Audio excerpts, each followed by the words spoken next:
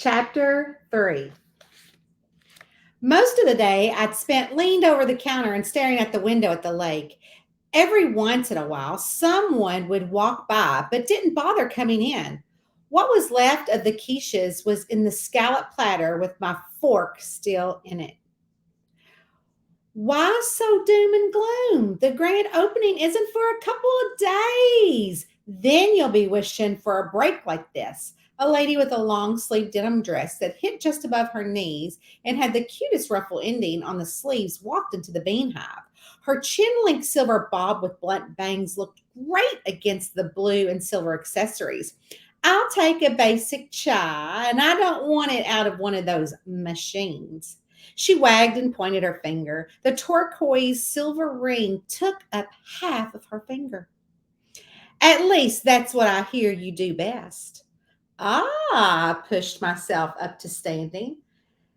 I pushed the half eaten quiche toward her and pulled out a fork and napkin from underneath the counter.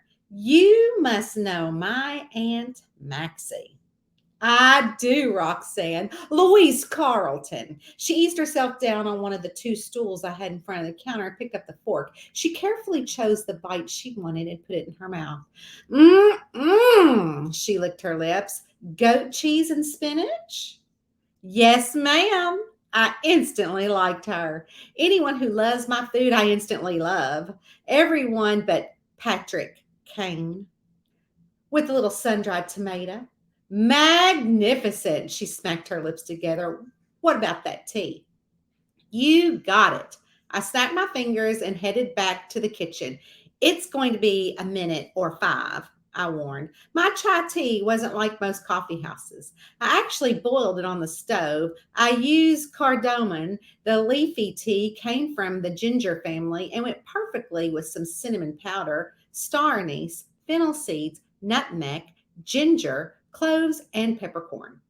That smells heavenly. Louise walked back into the kitchen. It's a little lonely out there. You're not telling me anything I don't know.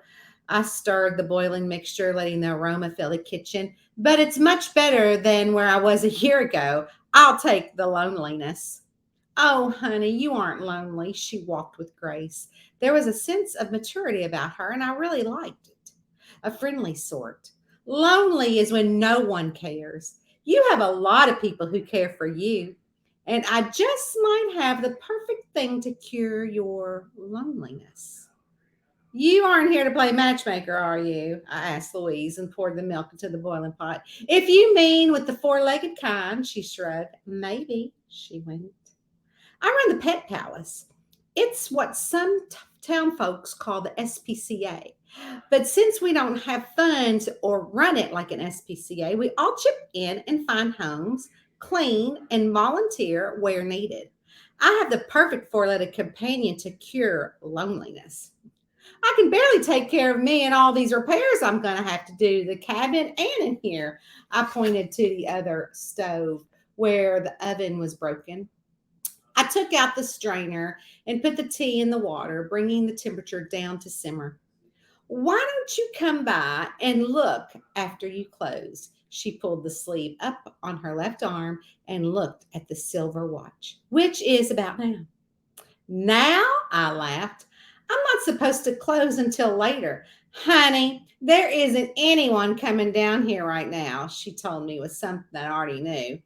But if you have another slice of quiche, I'll take it to go. I'd like to take it to Alexis Rourke.